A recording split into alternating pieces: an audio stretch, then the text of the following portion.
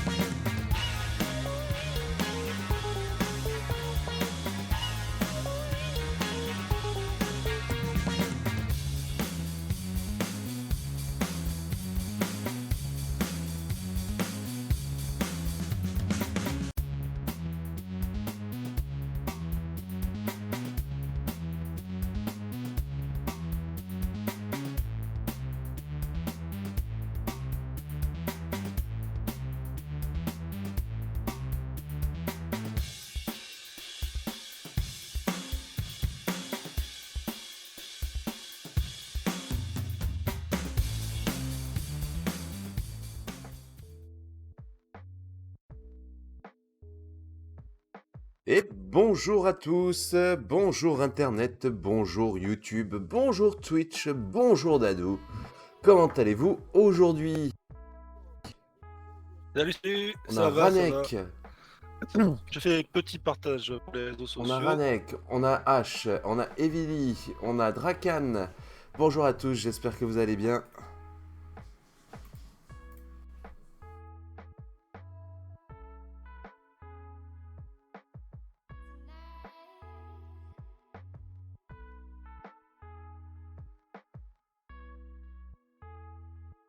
Alors, juste un petit instant, car je t'ai perdu Dadou au niveau du son. Voilà. J'ai perdu Dadou, Dadou, t'es plus affiché. T'as pas fermé la page internet par hasard?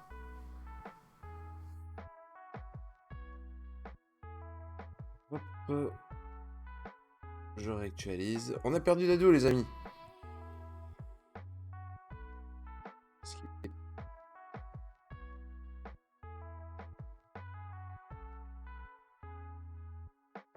Je vais voir du côté du serveur parce que moi je te vois pas.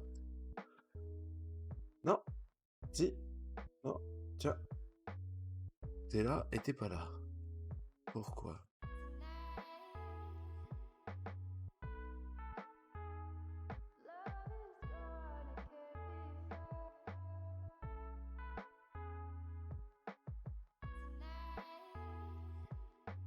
Non, ils t'entendent pas non plus.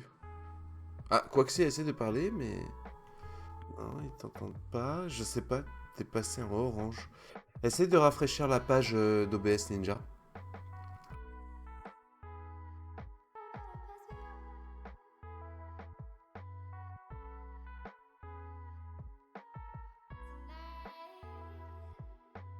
Voilà, c'est ça. C'est bon. Bon. Est-ce que vous m'entendez? On t'entend. Bon, très bien. On est tout bon. Alors, je vais juste faire un truc pour pas que ça me refasse la connerie de tout à l'heure. Ça, c'est pour moi. C'est comme quoi, hein, la technologie. Hein. On adore, on C'est- adore. Ouais. Et voilà. Salut Ranek, salut Draken, salut Evili, salut le H. Bonjour à tous. C'est tout bon. Je le dis tout de suite, grande news, c'est ce que j'ai enfin commencé FF7, nous dira Ranek. Et oui, il a fait hier soir son live. Tout à fait. Alors, je suis désolé, Ranek, du coup, j'avais pas vu que tu avais fait. Enfin, que tu avais lancé le live hier soir sur FF. Du coup, donc on n'a pas pu relayer sur les réseaux. Donc, bah, j'espère que tu t'es éclaté en tout cas. C'est le remake, hein, c'est ça, c'est le. C'est celui qui est sorti sur Ok. PC là, le Rebirth. Voilà. Il est sorti le 21. Ok. Bon, bah, j'espère que. Bah, écoute, tu nous rediras. Je pense que tu as joué sur Switch. Ah, c'est le. c'est le remake, d'accord, c'est pas le Rebirth. D'accord. Et oui, bah ouais, c'est logique de d'abord faire le remake, je suis con. Ah, parce que lui, il a jamais fait. C'est ça. D'accord. Bon. Et il a pris les deux. J'ai pris les deux. Waouh!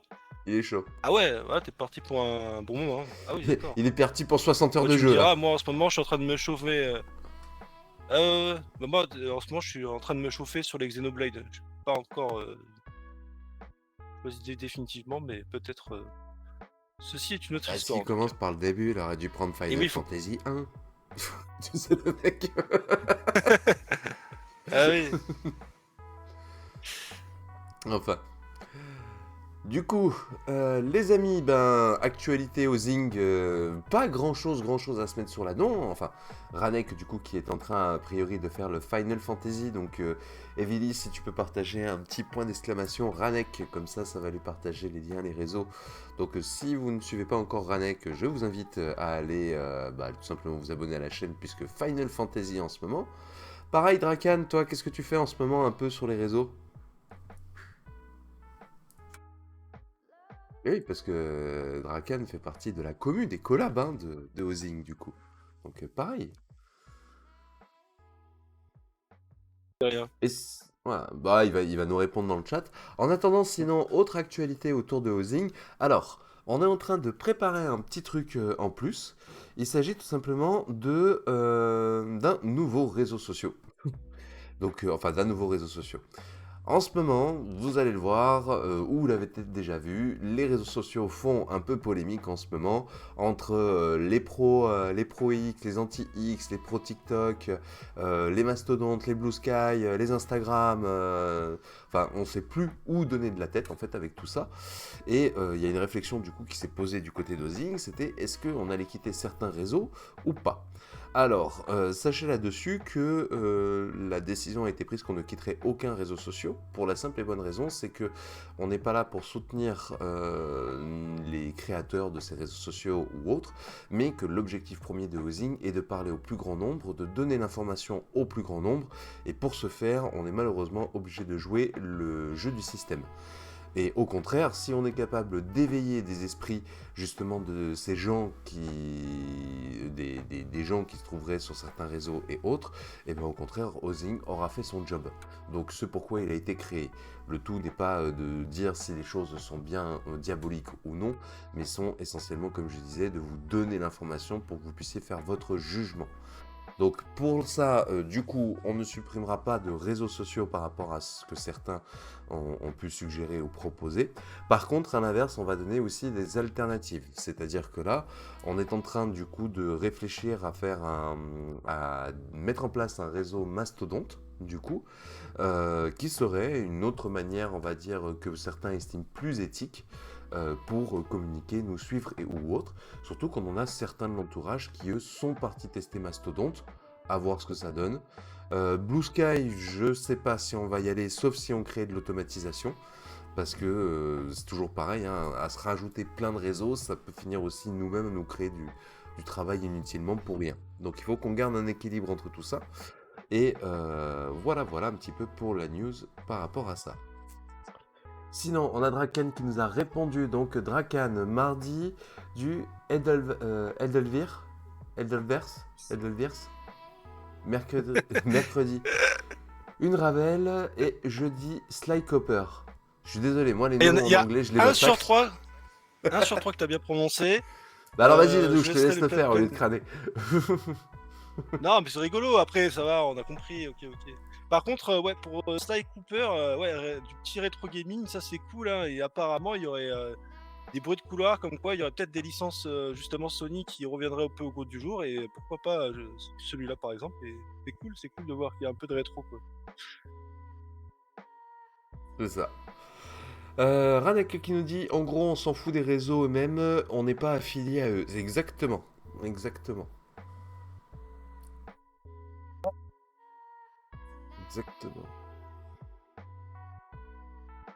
C'est comme moi qui l'appelle Dracané tout le temps. Ouais, mais Dracané, c'est le petit surnom, tu vois. C'est parce que vous êtes devenus intimes maintenant depuis le temps. C'est pour ça. Canou. Il lui préparera son café le matin au réveil.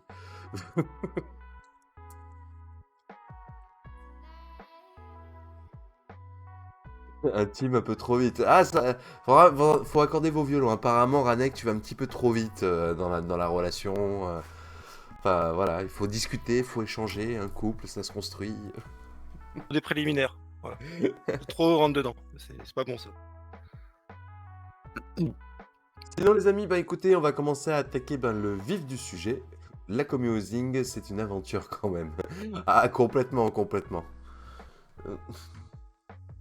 Du coup les amis, je vous propose d'ouvrir les hostilités, hein, tout simplement, et on va attaquer les premiers sujets, comme d'habitude, films, ciné et jeux vidéo, et notamment avec un article, on n'a pas sélectionné grand chose dans cette catégorie cette semaine, mais un article de Dadou sur Xbox Development Direct. Développeur direct, c'est... Alors, c'est pas... C'est la meilleure conférence de l'année, hein, pour moi. Pourquoi je dis meilleure? Parce que c'est en termes de format. Tous les ans, en janvier maintenant, Xbox nous donne rendez-vous avec ce développeur direct où on va suivre la présentation de 5 jeux, dont une surprise à chaque fois. Ça, c'est plutôt cool. Il y a toujours un peu un côté mystère. Et là, en l'occurrence, ils n'ont pas attendu direct la conférence a commencé. Et il s'agissait donc d'une fameuse licence qui est de retour de chez Platinum Games, fait avec la team Ninja. C'est Ninja Gaiden 4. Donc là, je pense que les fans de la série vont être contents. Puisque en plus de ça, du retour de la suite, eh bien, il y a aussi un remake qui est dispo, qui a été shadow-droppé. Il s'agit de Ninja Gaiden 2 Black. Et là, ce qui est assez marrant, c'est que je trouve que le remake est plus beau que le 4, donc c'est un peu rigolo, quoi. Donc là-dessus, vous pouvez, pour ceux qui ont le Game Pass, de suite y jouer, hein, c'est disponible depuis ce jeudi, puisque ça s'est déroulé ce jeudi à 19h, pardon, en même temps que Ubisoft qui avait présenté son Assassin's Creed Shadow trailer. Bravo à chaque fois à Gaston Lagaffe pour toujours faire des bêtises. Enfin, c'est quand même ridicule. Voilà, ça a un petit peu volé la vedette à Microsoft qui proposait cette conférence qui a été très intéressante parce qu'en plus de ça, on voyait un peu donc en immersion les développeurs qui parlaient un peu de leur jeu. Donc notamment, il y a eu tout d'abord la présentation de South of Midnight, un petit jeu d'aventure qui peut être assez intéressant pour ceux qui peuvent vouloir le tester, parce qu'à nouveau, tous ces jeux sont disponibles sur le Game Pass, et c'est ça qui est intéressant, c'est qu'on va pouvoir un peu s'y essayer. Alors, ça sera la particularité d'une femme qui sera une tisseuse, et elle aura donc des pouvoirs assez spéciaux. On a fait pas mal de rapprochements avec Kena, notamment comme type de jeu, voilà, où on joue un peu avec une aventurière aussi, pareil, où les combats vont être un peu assez intéressants. Moi, je l'attends pas trop, hein, c'est vraiment celui qui m'a le moins plu, mais ça peut être intéressant. Alors, j'ai noté quand même quelque chose, c'est que les cinématiques sont faites un peu en stop motion. Et là, par contre, petite polémique, c'est que ces cinématiques, en fait, vont être désactivables. En fait, on pourra tout simplement les regarder, mais pas en stop motion, de manière fluide. Donc là, c'est une direction artistique qui n'est pas assumée par le studio, où on laisse un peu trop d'accessibilité, je trouve, à mon goût. C'est un peu dommage parce que normalement, quand on fait une proposition artistique, on tranche. Et là, à l'heure actuelle, avec les gens qui se plaignent tout le temps sur les réseaux sociaux, et malheureusement, le revers de la médaille, c'est qu'on a un peu trop cette accessibilité et ce manque de tranchant, on va dire, en termes de choix. Donc voilà, c'est un peu dommage là-dessus, mais bon. On verra bien en tout cas ce que donnera ce South of Midnight. Est-ce qu'on a une date de sortie? Et oui, c'est le 8 avril 2025, disponible sur Xbox XS et sur PC, et bien sûr sur le Game Pass, comme je vous ai dit. Également, on a eu la présentation d'un jeu français qui est très attendu parmi pas mal de personnes, même au sein de Ozing, notamment je pense à Pressinger. C'est le fameux Clair-Obscur Expédition 33, un FRPG, comme diront certains, ou plutôt quelque chose qui ressemblerait plutôt à un JRPG comme les Persona ou Métaphore aussi récemment sorti avec son système de tour par tour, mais pas que, puisque vous aurez des actions à faire en temps réel avec une sorte de time event, un petit peu comme dans Shadow Hearts à l'époque, pour ceux qui ont la ref. Donc ce jeu-là a l'air très très intéressant. En termes d'exploration, ils ont pris un truc à l'ancienne comme dans les vieux RPG parce que en fait ça se sent que c'est des personnes qui sont fans de JRPG et qui ont voulu retranscrire tout leur amour au sein en fait de leur jeu. C'est leur premier jeu à ce studio. Il sortira donc le 24 avril 2025 sur Xbox Series X et S, PS5 aussi, en plus PC, et bien évidemment disponible sur le Game Pass. Donc vraiment très belle direction artistique, l'histoire a l'air très prenante, les personnages ont l'air beaux et attachants. L'univers est un univers un peu, on va dire, très influence JRPG, mais il y a quand même cette fameuse French Touch qu'on ressent tout de même dans cette présentation de Expédition 33. Donc vraiment, là aussi, ça a l'air très très cool comme jeu. Et puis à essayer. Moi qui suis pas très tour par tour, je suis plus RPG, je pense que je vais le tester. Petit bémol, c'est la présentation, de la personnalisation des personnages. Moi j'ai trouvé qu'il y en avait un peu trop. Ils ont dit qu'il y avait une centaine de différences de personnalisation en termes d'attributs. Alors que moi, dans les RPG, je préfère quand c'est simple, l'évolution, parce que moi sinon après je m'y perds, j'aime pas trop les systèmes complexes pour être complexes. Ça, c'est vraiment une affaire de goût personnel, donc après, à voir après comment le jeu sera présenté. Donc voilà, je vous donne la date, c'est le 24 avril 2025. Et enfin, pour terminer, ils ont fini en beauté avec... Enfin, en beauté. En beauté avec Doom, The Dark Ages. Alors attention, là, ça a été quand même assez impressionnant comme présentation du prochain Doom, parce que c'est un titre qui ne m'intéresse pas au départ. Moi, je suis pas trop Doom, mais là, vu l'univers, l'ambiance, les propositions qui va être faites, là, ça peut vraiment être intéressant comme type de jeu. Puisque, en plus d'être un jeu très bourrin, se déroulant dans une sorte de dark fantasy, vous allez pouvoir monter à bord de votre dragon. Il y aura donc des phases de shoot assez variées dans les airs, sur Terre, également aussi dans un robot géant, immense, la taille d'un immeuble. Donc vraiment, ce Doom-là a l'air très très intéressant, très bourrin. J'ai hâte de le tester puisque il sera aussi disponible sur le Game Pass. Donc voilà, cette conférence de l'année rassure un peu les gens qui ont le Game Pass. Et voilà, ils vont avoir quand même pas mal de propositions tout au long de l'année là pour le printemps. Alors, la date de sortie, c'est prévu pour le 15 mai 2025 sur Xbox Series X et S, PS5 aussi et PC. Voilà, donc je pense que ça a un peu réagi dans le chat. Donc voilà, Draken qui nous dit Doom, un Doom qui a l'air original, c'est cool. Ouais, bah, bon, vous êtes content. Le dernier m'avait un peu déçu. D'accord, ok. Est-ce que tu étais un fan déjà des premiers Doom ou là c'était vraiment, t'avais voulu y essayer? Ranek qui nous dit, moi il y a des personnalisations, moins t'es un RPG. Ouais, ça se discute, hein, mais comme je disais en fait en privé, par exemple à Brissinger, moi ce que j'adore c'est par exemple le modèle Final Fantasy 9, avec des personnages qui ont des classes précises, une évolution précise, et la personnalisation va se faire pendant le combat en fait. Quel personnage tu vas choisir, quelle combinaison tu vas faire, des choses comme ça. Mais j'aime pas en fait passer du temps dans les menus à personnaliser. Après ça se discute, hein, et c'est très bien qu'il y ait En la fait, c'est la richesse. branche de compétences en somme, toi. Tu préfères, si c'est un archer, à la limite, qu'il évolue comme étant archer, et c'est Oui. par les objets que tu feras son choix, quoi, éventuellement. Ouais, c'est ça. Moi, j'aime bien en fait quand il y a une distinction précise, style Seigneur des Anneaux aussi. Hein. Seigneur des Anneaux, Gandalf c'est le mage, Gimli c'est le petit nain à la hache. Tu vois, quand c'est trop personnalisation, enfin dans les détails, du coup il y a des personnages qui sont très flous. Ça me parle moins. Mais peut-être que Expédition 33 ne sera pas comme ça. Donc, mais c'est l'impression que ça m'a donné quand ils ont parlé de la personnalisation des personnages. Donc après avoir, peut-être qu'ils ont mal présenté le truc, ou c'est moi qui ai pas compris. Je sais pas. De toute façon, on verra bien d'ici le mois d'avril. Tu nous dis ensuite, enfin avant, tu nous dis René, du tour par tour à la Mario et Luigi. Ouais, enfin il y a d'autres exemples que Mario et Luigi, mais ouais oui c'est vrai. Je les oublie tout le temps, d'accord, dans le contrat. C'est le même moteur que. Waouh. Ninja Gaiden 4, ouais. Bon, ça va, bah, vous êtes content, vous aussi, vous avez quand même kiffé cette conférence de Xbox, et c'est cool qu'ils reviennent un peu en force comme ça avec ce type de conférence dont je pense, à nouveau, je le redis. Et je salue d'ailleurs Darez qui est dans l'avion, et qui m'a demandé de faire un petit coucou de sa part, hein, qui revient de voyage, donc il sera de nouveau en France. Et je le redis, c'est la meilleure conférence Xbox parce qu'il me traite souvent d'anti-Xbox, mais je trouve que ce format-là est le meilleur. Nintendo, PlayStation devraient s'en inspirer, et même les conférences en général.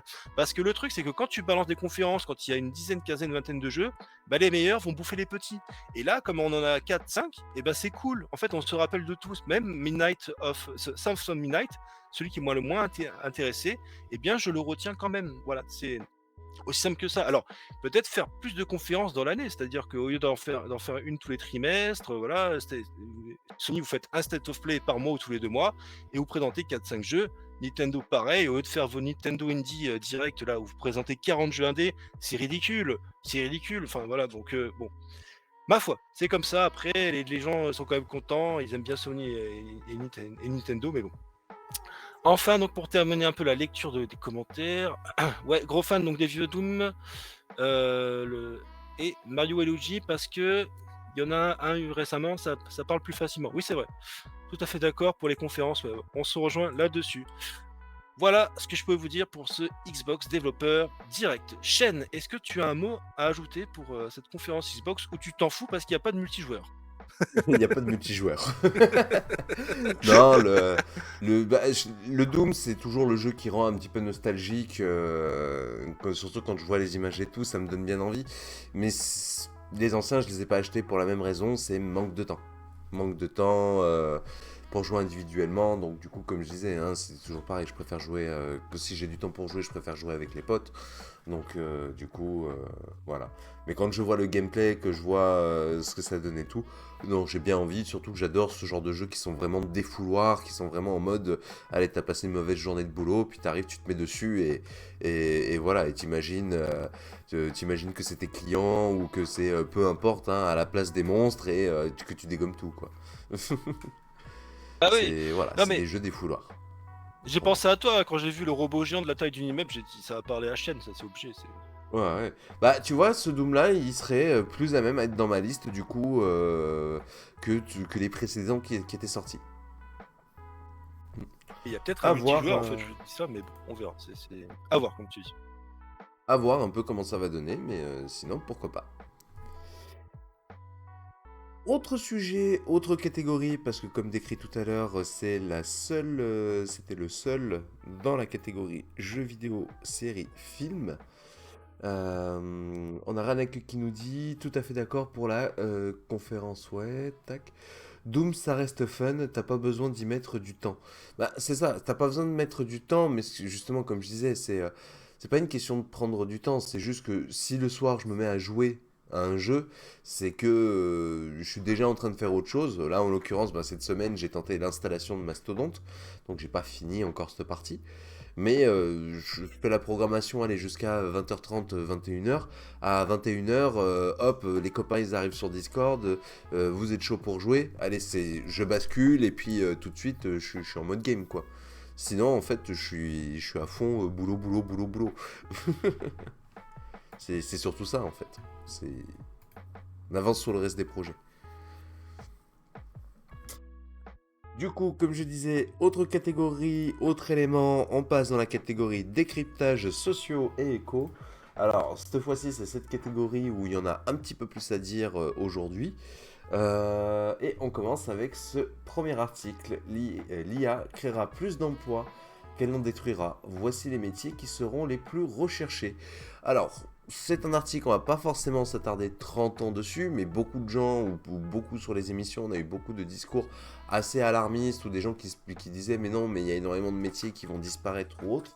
Moi, je fais partie de ceux qui estiment qu'au contraire, ça va créer de nouveaux métiers, ça va créer de nouvelles branches, un petit peu comme les porteurs d'eau qui ont disparu, qui ont été remplacés au final par tout ce qui est l'ingénierie liée au transport de l'eau jusqu'à vos maisons. Et sur des choses un peu plus récentes, on nous disait ouais l'informatique ça arrive, on va perdre notre emploi, notre travail. J'avais une conférence avec un comptable spécialisé justement qui s'intéresse beaucoup à l'IA. Et un des constats que lui faisait par exemple, c'était de dire bah, avant un comptable il avait 10 clients, il gérait les dossiers de ses 10 clients ou de ses 20 clients dans le mois et il pouvait pas gérer plus en fait. Aujourd'hui un comptable avec l'informatique il peut en gérer 60, demain avec l'IA il pourra en gérer 1000. Donc c'est toujours pareil, est-ce que certains métiers vont disparaître ou est-ce qu'on va pas juste augmenter la charge de travail qui va aller avec? Et donc justement dans les métiers, on a des métiers qui sont véritablement menacés, mais il y en a d'autres comme la tac tac tac. Alors ça c'était le forum économique. Pourquoi il n'y est pas là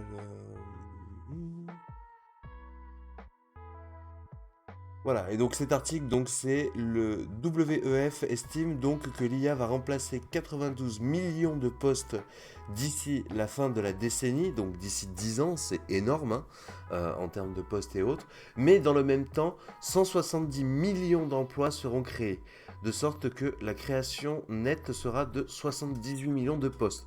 Donc effectivement, c'est ça en fait le constat, c'est que beaucoup de gens risquent peut-être de perdre leur boulot par rapport justement à des tâches qui vont être ingrates, répétitifs, qui peuvent être automatisés, robotisés très clairement par de l'IA, mais potentiellement derrière, ce seraient d'autres postes qui seraient développés.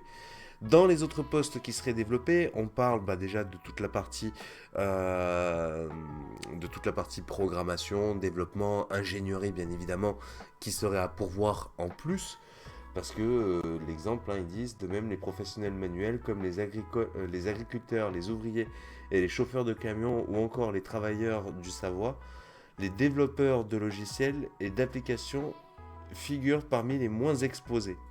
Donc il y a quand même des métiers voilà, que l'on voit hein, qui ne seront très peu remplacés. Et a priori, l'IA, c'est pas demain qu'elle va venir remplacer des boulots manuels. Donc c'est... Voilà, il y a encore de quoi faire justement là-dessus. On verra bien sûr comment les choses évoluent.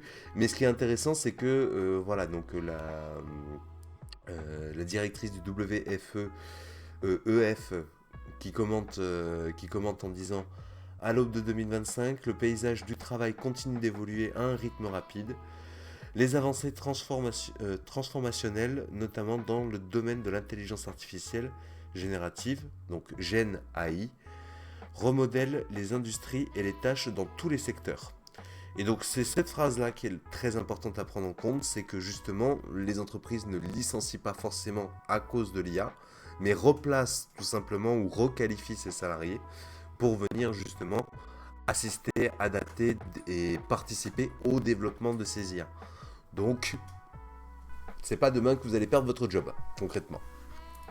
Donc je suis désolé, sujet un petit peu compliqué peut-être, mais Dans l'article, après, en dessous, donc le FMI, ils sont un peu plus pessimistes, on va dire, parce que ça fait débat apparemment, hein, c'est normal. c'est ça. Et ils disent en fait que ça va enlever pas mal de métiers à haute responsabilité, à haute fonction aussi. Donc ça, pareil, hein, ça peut être assez bouleversant pour la société. Moi, je pense que c'est pas l'IA en soi qui va remplacer donc les métiers, comme on dit, manuels, mais c'est potentiellement les robots. Là aussi, pareil, il peut y avoir aussi, ou alors des robots qui assistent des gens qui ont des métiers où ils doivent porter des charges lourdes, des choses comme ça. Enfin, on verra bien en tout cas, mais c'est clair que tout bouleversement, enfin toute révolution technologique a détruit des métiers, en a créé d'autres. Alors c'est cool, hein, voilà, c'est une étude positive. Elle est quand même à prendre avec des pincettes, mais pareil, en fait, inversement, voilà, d'autres études qui seraient plus négatives seraient aussi à prendre avec des pincettes. Mais c'est intéressant de voir un petit peu comment les choses se déploient. En tout cas, c'est. Je vais lire un peu les réactions. Donc, il y a eu H qui a dit: alors, c'est bien joli les nombres, mais est-ce que ce sera dans les mêmes domaines? Bonne question. Bah oui, ça c'est faux. Alors, dans les mêmes domaines, ça dépend les secteurs. En fait, disons que la chose qui peut se passer... Alors, déjà, qu'est-ce que le WEF alors, déjà, ils sont beaucoup plus légitimes, en fait, que le FMI pour pouvoir parler de technologie, parce que l'FMI, concrètement, c'est le grand patron, tu vois, c'est celui qui a le portefeuille, c'est la monnaie, c'est l'économie. Donc, eux, effectivement, leur calcul est pessimiste dans ce sens, parce que, bon, bah, eux, l'aspect qui est regardant, c'est celui de l'aspect financier, alors que le WEF, lui, va plutôt être pour ça va plutôt être pour le progrès, pour la technologie, pour le numérique. Ils sont plus légitimes à en parler déjà. L'autre chose aussi qu'il faut prendre en compte, que l'on oublie, c'est que il y a des métiers de superviseur également qui vont arriver. C'est-à-dire qu'on parle de tout ce qui est ingénieur également, et effectivement, c'est pas Robert le chauffeur qui va devenir d'un seul coup ingénieur ou développeur en IA. Soyons d'accord là-dessus. En revanche, ce qui peut très bien se passer, parce que aujourd'hui il y a quand même des réglementations, on va penser au transport, domaine du transport. Aujourd'hui, la voiture automatique ou le camion automatique en Europe, ça n'existe pas. Ça existe aux États-Unis, il y a une certaine réglementation autour de ça, et c'est pas tous les secteurs qui peuvent l'utiliser. Or, en Europe, on n'y est pas du tout encore. Donc, c'est toujours Robert, le chauffeur, qui va faire le transport. Par contre, le déchargement du camion, peut-être que Robert, lui, n'aura plus à décharger son camion et qu'au contraire, ce sera plutôt le robot de Tesla en mode 3.0 qui va se mettre à transporter les charges, à transporter les poids et derrière à les positionner. Le chauffeur ne sera là, en fin de compte, que pour piloter son camion, le conduire, mais aussi piloter les robots qui potentiellement l'accompagnent et s'occuperaient de la livraison concrètement. Moi, je le vois un peu comme ça en fait. C'est que on a des gens qui vont se retrouver à avoir peut-être plus de choses à gérer ou plus de postes à responsabilité. Donc, pour moi, des postes plus gratifiants, du coup, même si ce ne sont que des robots qui sont en dessous. Mais ça veut dire que de l'autre côté, bah, effectivement, tu vas utiliser tes robots pour automatiser certaines tâches redondantes. On peut parler par exemple de nettoyage ou d'entretien. On peut parler également de manutention. On peut parler de montage en atelier, même une chaîne d'approvisionnement. Quand vous avez Peugeot qui vous monte une carrosserie, une voiture, vous avez toute une équipe qui reste derrière, qui s'occupe et de la maintenance technique, et de la surveillance, et du lancement des pilotages. il y a un travail qualité ou un contrôle qualité qui est souvent fait par des humains et pas par des machines.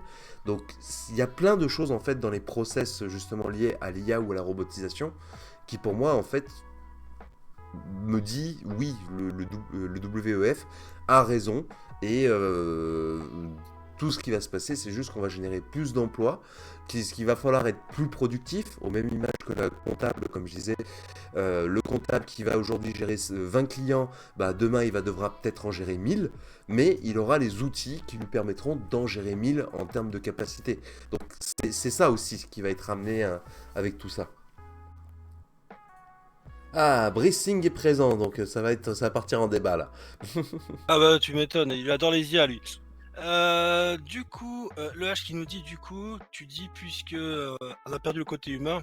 Ah oui non, parce que ouais, il y a Ranek qui disait Ouais. vivement qu'on ait des IA qui remplacent les RH, on a déjà perdu le côté humain depuis longtemps de toute façon. Et Ah, après, ça le là-dessus. H qui dit ouais, du coup, tu dis puisqu'on a perdu le côté humain, autant s'assurer qu'on ne puisse pas le retrouver. Ah, je sais pas, on va attendre qu'ils répondent. Mais après, l'IA peut simuler de l'empathie, hein. Ça, c'est. Enfin, ChatGPT le fait déjà, hein. Racing qui nous dit Euh, oui, mais maintenant il Oui. y a aussi les IA pour vérifier ce que les humains ratent au contrôle qualité. Ben oui, forcément, parce que ben, aujourd'hui tout est contrôlé, tout est pisté, tout est regardé, mais ça par contre, il n'y a pas besoin de l'IA. Ça existe déjà. Certaines entreprises pour lesquelles je travaille ont un contrôle humain, mais ce contrôle humain est en plus notifié, enregistré et vérifié par un logiciel. Donc le logiciel repère aussi les incohérences d'inscription. Donc quelque chose que l'humain aurait raté, bah, en fin de compte, derrière, la personne va pouvoir, enfin l'IA va donner des alertes supplémentaires. Et après, il y a un bilan général qui est fait en général, c'est-à-dire que la personne, elle fait son contrôle tout au long de la production, de la chaîne de production, et à la fin du mois, il faut ben, bien évidemment récupérer un ensemble de rapports pour s'assurer quel est le taux de réussite, quel est le taux d'échec, quel est le taux critique, et en faire une analyse. Est-ce qu'il n'y a pas des choses à améliorer? Est-ce qu'il n'y a pas des process qui seraient trop lourds ou trop complexes? C'est ça aussi, hein, le contrôle qualité. Donc l'IA peut apporter pas mal de choses, mais pour moi, elle est complémentaire à la réflexion humaine. Et inversement, la réflexion humaine aujourd'hui, le fait de travailler avec de l'humain, ça permet aussi d'éviter, je pense très grandement, une surcharge par rapport en fait au boulot et à ce qu'on nous demande. Parce que, une fois de plus, la productivité qu'on l'on demande aux entreprises, la productivité que l'on demande aux salariés est toujours de plus en plus important. On n'est pas forcément mieux payé pour ça. Alors s'il y a moyen aussi d'alléger un peu ce travail de ce côté-là, autant le faire. Après, soyons honnêtes, il y a des compagnies comme Amazon qui vont chercher absolument, eux, à déshumaniser au maximum pour automatiser au mieux leur chaîne, leur productivité, mais il y a aussi des sociétés de services qui, eux, savent que les clients, eux, ce qu'ils recherchent, c'est le contact humain, c'est le relationnel, c'est la personne individuelle, et ces entreprises-là feront aussi le choix d'utiliser l'IA, peut-être, mais plus, du coup, comme des assistants, et non pas comme des employés à part entière qui viendront remplacer, en fait, en fin de compte, le travail. Donc, pour moi, je suis pas pessimiste sur tout ça. Hop. Alors, du coup, il nous dit donc à l'EH, ouais, mais bon, il y a des profits en jeu. Je fais pas confiance au patron pour cocher la case empathie perso. Mhm. Euh, ouais, enfin, mais c'était pas par rapport à ça que je disais ça, parce que là, tu parles d'autre chose, mais ok. Brissinger qui nous dit du coup, les humains ne servent plus à rien dans la chaîne de production. Comme le dit Bill Gates, l'empathie véritable ne peut pas être codée dans l'IA. Ah, ça se Oui, mais discute, ça, hein. c'est. On cherche pas on parle pas d'empathie là avec l'IA. Je suis pas en Mais train de parler simuler. d'empathie. Ouais, ouais, ouais, non, mais c'est parce que c'est moi qui ai évoqué le sujet Ah, par rapport au RH, donc c'est pour ça. Mais enfin, j'en sais rien, donc c'est autre sujet. Et enfin, Ranek qui nous dit, ça c'est clair, mais justement, les RH aujourd'hui déshumanisent déjà les gens. mhm. Oui. Bon, pas, on parle des RH, là, on bifurque sur les. C'est un autre sujet, donc on en parlera peut-être plus tard pour comparer une IA avec une RH en général. Donc après, ben, on le voit hein, au niveau des tableaux, il y a les optimistes, il y a les pessimistes. Moi, je me dis que les choses vont quand même aller et qu'on ne manquera pas forcément d'emploi là-dessus. Autre sujet, autre élément. Alors, c'est toi, Dadou, du coup, qui l'a sélectionné. Bitcoin, Donald Trump tient sa promesse et libère Ross Ulbricht, le créateur de Silk Road. Rolled. Ouais, mais par Ouais. contre, avant, t'avais pas un sujet de Corben? Alors, c'est. J'ai re. Alors, le sujet de Corben, en fait, si tu veux, je l'ai reclassé. Parce que je vais Ah, d'accord. rebondir dessus. Ok, ok. Bon, bah, ok, alors du coup, on va parler de ça. C'était donc une promesse d'élection pour Donald Trump, donc, qui a été élu président des États-Unis. C'était qu'il s'était engagé à faire donc libérer Ross Ulbricht et donc le créateur de Silk Road. Donc qui est ce monsieur? Donc pour ceux qui ne connaissent pas, donc c'est le fondateur de cette plateforme de vente libre sur le réseau Tor. Donc on rappelle ce que c'est. Donc c'est le fameux dark web. Et donc ce personnage a été assez connu à l'époque. Il a été donc arrêté par le FBI. Il y a un documentaire disponible, mais également un film sur Amazon Prime sorti en 2021 qui retrace un peu son histoire. Et donc, ce qui est intéressant, moi, je trouvais, c'est que dans cette plateforme-là est une sorte de black, mais virtuelle. C'est-à-dire que vous utilisez donc des crypto-monnaies pour acheter donc forcément des trucs un peu dark, que ce soit de la drogue, des armes ou même voire pire, du contenu assez mauvais. De Mais ce qui contenu, est mais aussi des intéressant aussi, services. du contenu Ça, aussi, ça va. voilà, oui, parce qu'on en avait parlé aussi, le fait de pouvoir payer quelqu'un pour aller tuer quelqu'un d'autre aussi. Mais c'est également quelque chose qui est intéressant pour des gens qui sont, euh, disons, euh, comme moi, qui avons une sensibilité sur la liberté, notamment sur Internet, puisque c'est aussi la possibilité d'avoir une plateforme qui est complètement décentralisée, où l'État ne peut pas avoir la mainmise dessus.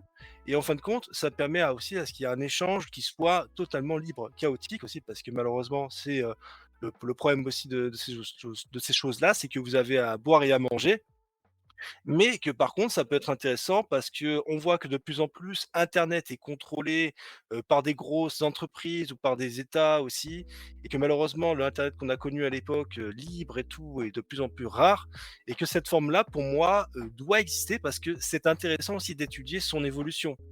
Malheureusement, je pense aussi qu'il y a toujours ce fameux prix à payer où il y a donc des échanges d'armes, des échanges aussi de drogue. Ça peut être peut-être évitable, parce que demain on peut très bien avoir un dark web qui soit un peu plus sain.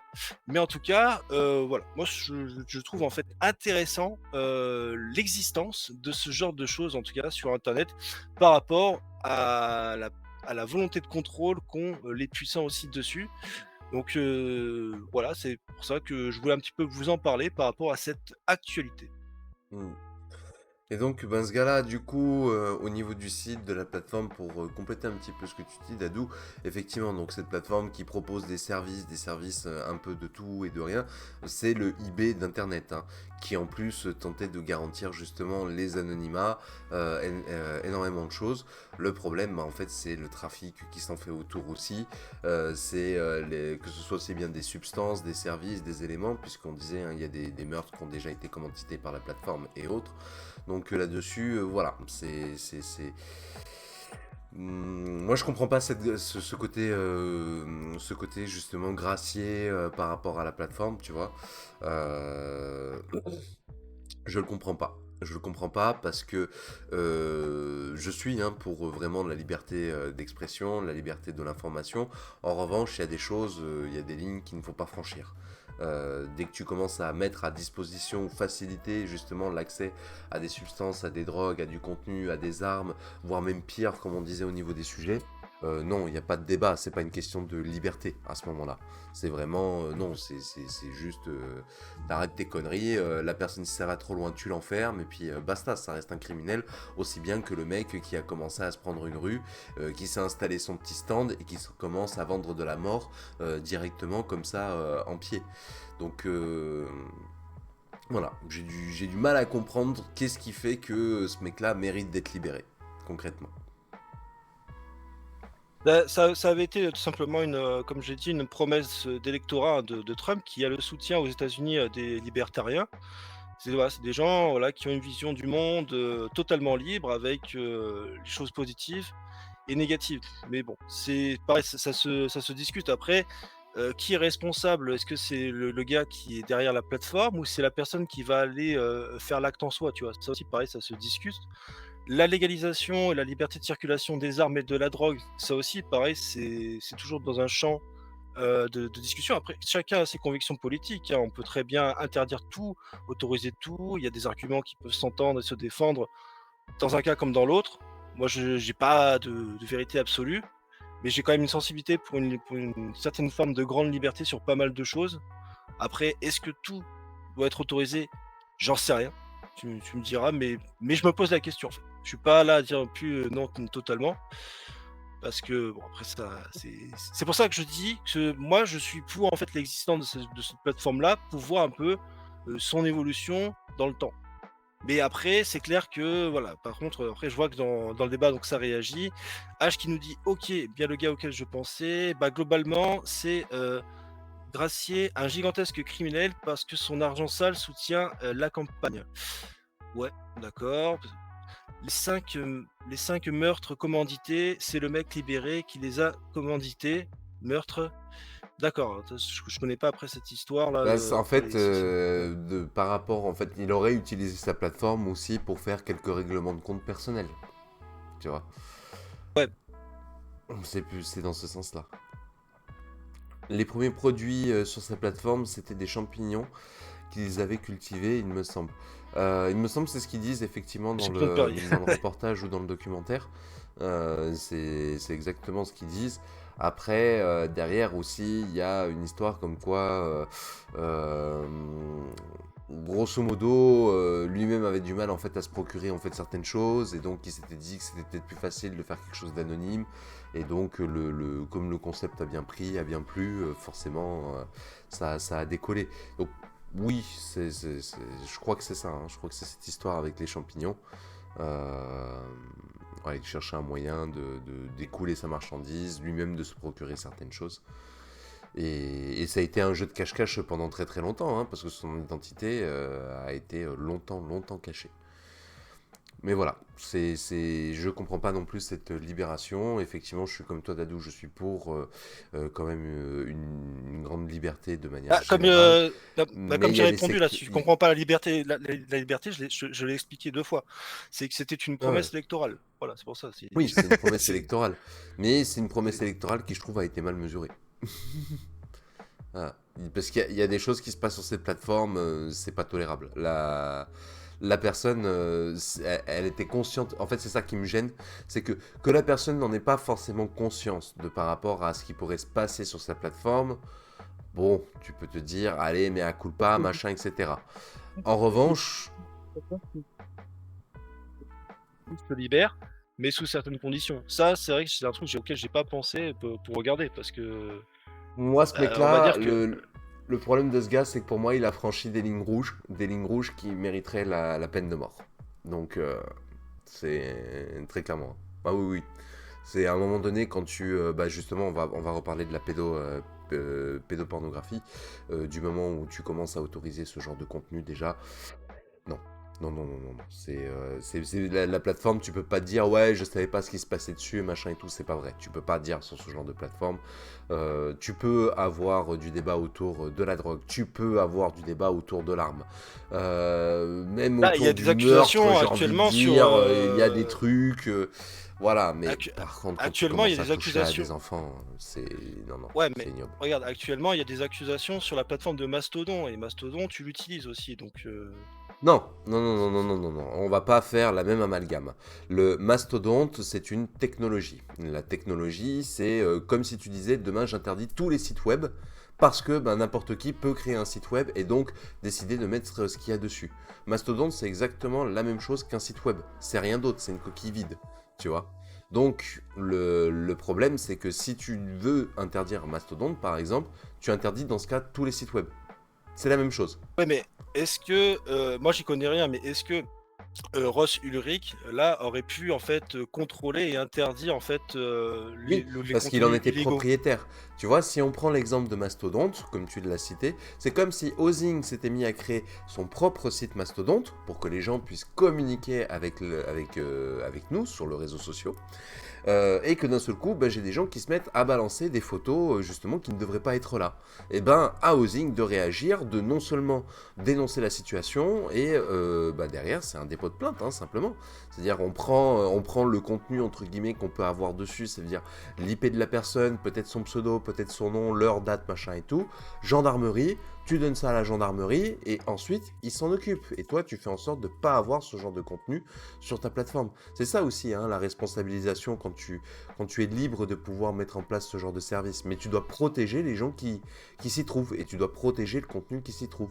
Donc, tu as quand même une responsabilité en tant qu'hébergeur. Et la loi t'impose d'être responsable des données que tu as dessus. Ça veut dire que même nous, par rapport au site internet Ozing, les gens qui viennent visiter notre site internet, nous sommes responsables, Ozing est responsable de ceux qui viennent visiter le site internet et de ce qu'ils consulteraient sur notre site internet. Du coup. Ah bon? Donc tu... Ouais, bien sûr. Donc du coup, tu peux pas te permettre en fait de dire bah ça je le tolère, ça je le tolère pas, nanani nanana, et de le faire un petit peu comme t'en as envie. C'est pas vrai.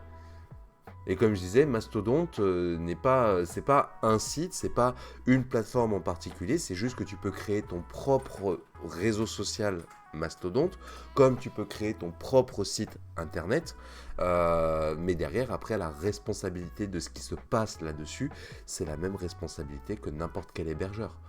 Et de l'autre côté, Après, on parle là les de règles du dark produits. web, c'est pas forcément les mêmes règles que des sites internet normal, hein. Bah, normal, Dans le principe. vulgairement, le dark web, c'est une zone, enfin, c'est une zone, c'est des gens qui essayent de s'émanciper, en fait, du réseau traditionnel d'Internet. Mais le dark web, c'est pas que ça. Le dark web, c'est, allez, qu'est-ce qu'on va dire? C'est le marché en parallèle du marché, tu vois. C'est... Il n'y a pas de contrôle parce qu'il y a certaines choses effectivement qui circulent, qui ont été nécessaires. Je pense notamment au printemps arabe bah, qui a permis justement à certains pays qui se sont retrouvés complètement isolés. C'est-à-dire qu'il n'y avait plus d'internet, il n'y avait plus de communication, on ne savait même pas ce qui se passait là-bas et tout. Sans le réseau Tor, les journalistes, les médias et les activistes qui étaient sur place, même les ONG comme l'OMS et compagnie, n'auraient pas pu intervenir ou n'auraient rien pu faire si les informations n'avaient pas fuité sur ces réseaux. Donc c'est... Mais là-dessus, par contre, tu peux pas tolérer à ce qu'un site qui soit populaire ou qui ait été distribué à un grand nombre puisse se permettre ce genre de choses, tu vois. C'est... C'est deux poids, deux mesures, Bon. concrètement. Voilà. L'autre chose aussi que je vais dire, c'est que sur un réseau comme Mastodon ou un réseau Tor, il n'y a pas de vrai contrôle, donc c'est un peu... La difficulté, c'est que c'est un petit peu à la charge de chacun.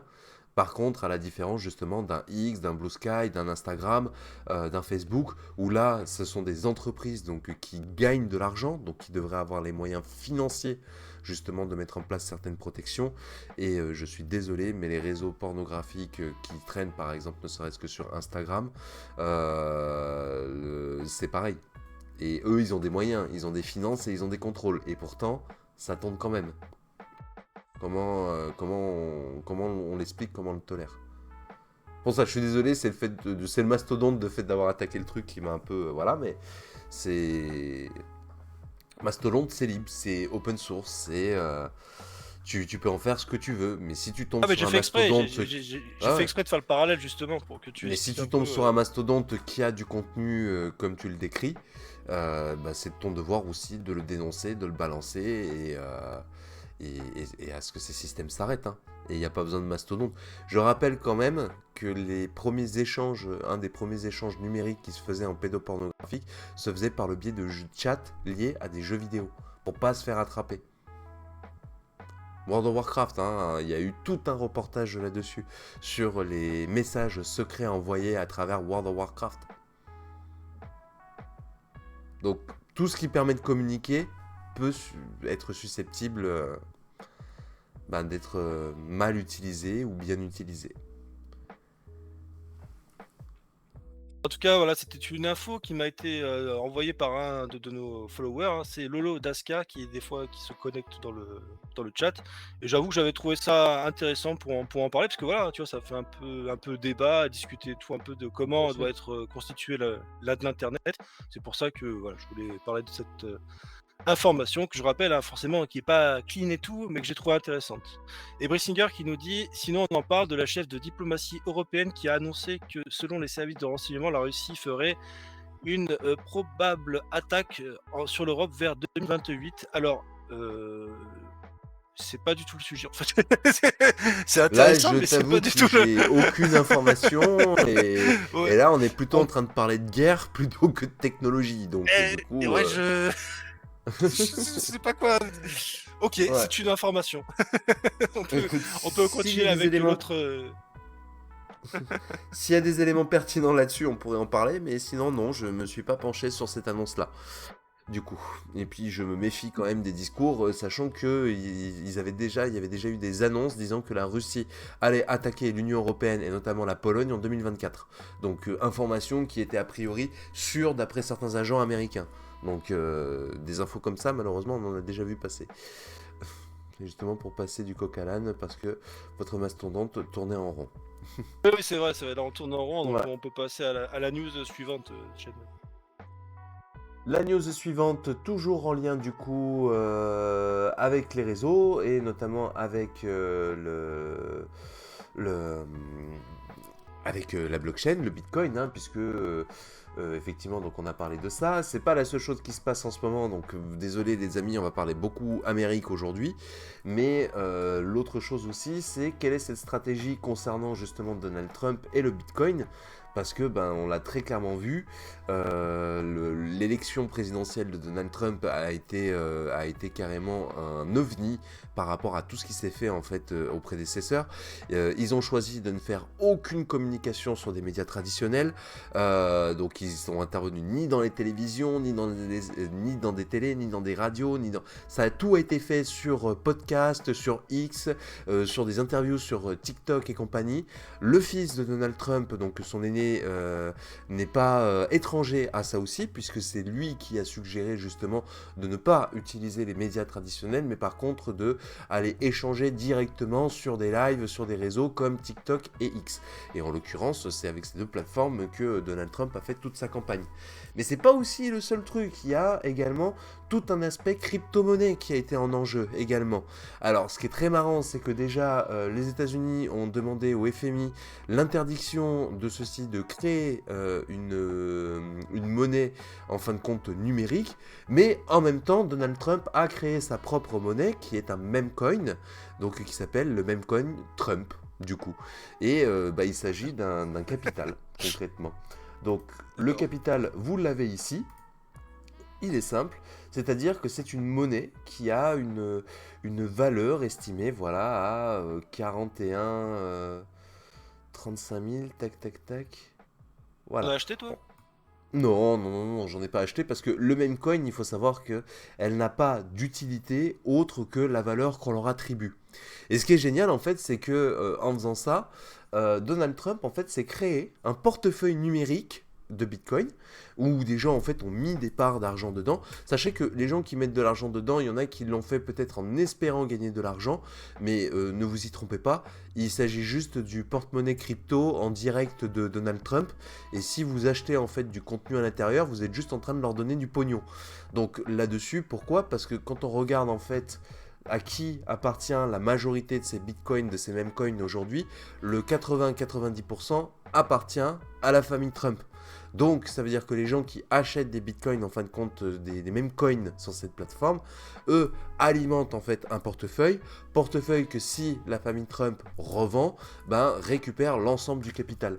Et quand on parle de l'ensemble du capital, la valeur actuelle du montant de ce capital est de 5 millions. Voilà. Donc ça veut Ça dire que va. ce porte-monnaie était à zéro au tout début, il n'y avait rien. Et les gens, à force de mettre du pognon à l'intérieur, ben il y a 5 millions. Donc ça veut dire officiellement que ça peut être utilisé comme le porte-monnaie personnel de la famille Trump. Du coup. Et là-dessus, ben, l'intérêt, en fin de compte, c'est de créer un fonds, un genre de fonds d'investissement qui va leur permettre à eux de pouvoir piocher à l'intérieur sur toute la période présidentielle, électorat ou autre. Donc, voilà. Donc, en fin de compte, ces élections américaines, ça a été aussi beaucoup, beaucoup de choses en fait autour justement de la technologie décentralisée, d'Internet. On sent vraiment que la bataille de cette élection, ça a été le numérique, hein. Et donc là, vous avez un petit schéma. Alors, c'est simplement comment en fait tout cet écosystème fonctionne. Euh, pour vous dire, nous, ce que l'on connaît le plus, c'est forcément la zone qui se situe ici, qui est le fameux Bitcoin, ETH, HTC. Donc ça, c'est ce qu'on voit nous en surface majoritairement. Et le même coin de Trump fait partie de la sous-branche Solaris qui se trouve ici, qui lui-même est réindexé sur les coins à l'arrière.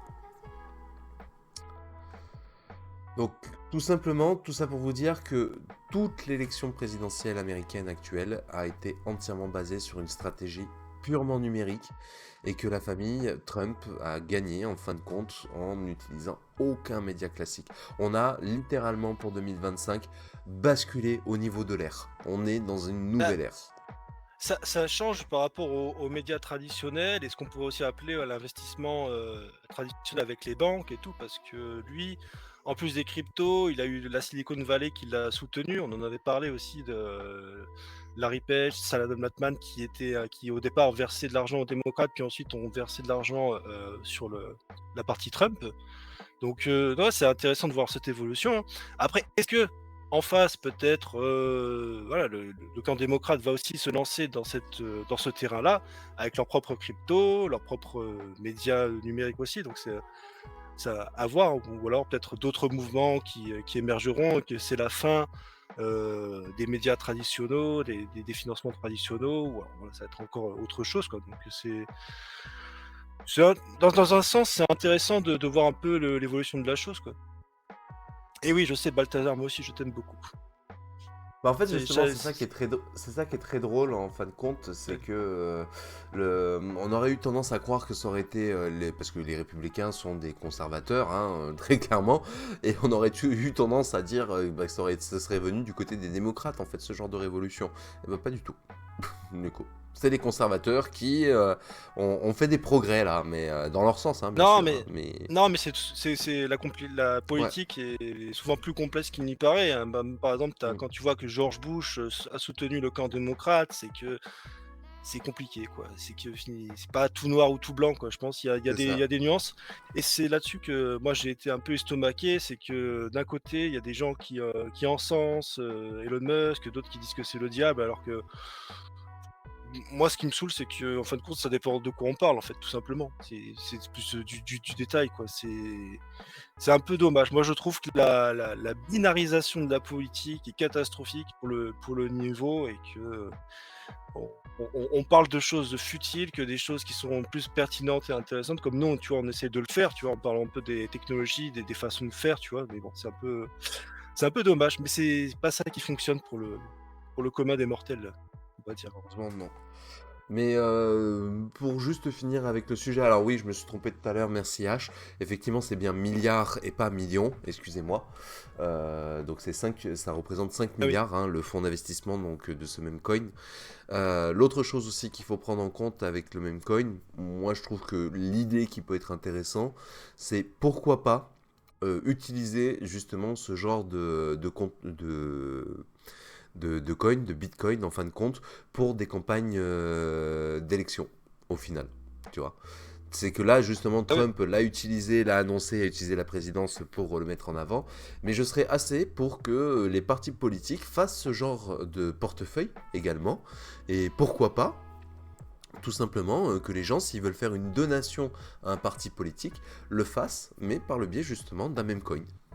Parce que ça voudrait dire que le parti pourrait en fait tout simplement, bah, déjà la valeur du portefeuille, parce que le portefeuille, il faut savoir que quand on parle de Memecoin, de Bitcoin et compagnie, tout est en temps réel. Donc les chiffres que je vous ai montrés tout à l'heure, ce sont, hop, je ne le retrouve plus, c'est pas grave. Voilà. Les chiffres que je vous ai montrés là, ce sont les chiffres en temps réel, justement, de ce même coin.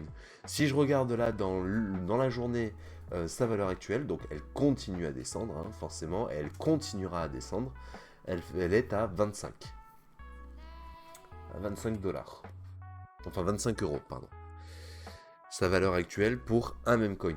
Et ce que j'ai envie de dire, pourquoi pas un parti politique, genre demain, le PS, l'UMP, le RN, le peu importe ou quoi, qui est ce genre en fait de portefeuille en fin de compte pour leur campagne présidentielle ou pour leur campagne électorale, peu importe, parce que ça permettrait aussi d'avoir une transparence, une vision sur la valeur en fait d'une monnaie et de sa monnaie, du parti, et de savoir à peu près qu'est-ce qu'ils dépensent, qu'est-ce qu'ils investissent, où est-ce qu'ils en sont en fait justement dans leur gestion.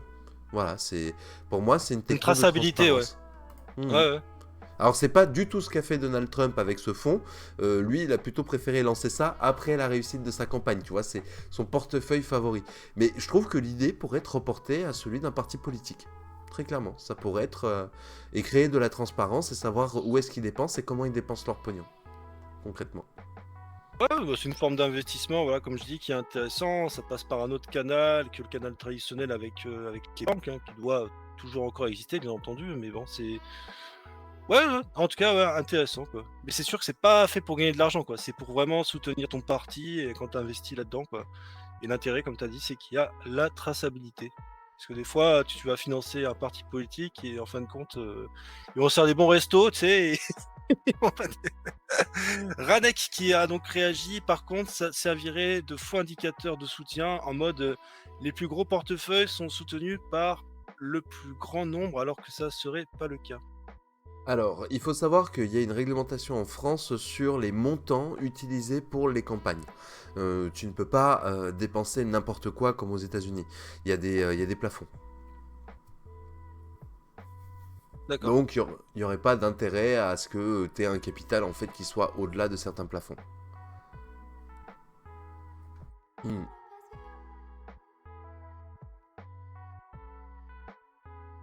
Autre sujet, autre élément, toujours en lien avec Donald Trump, hein, malheureusement.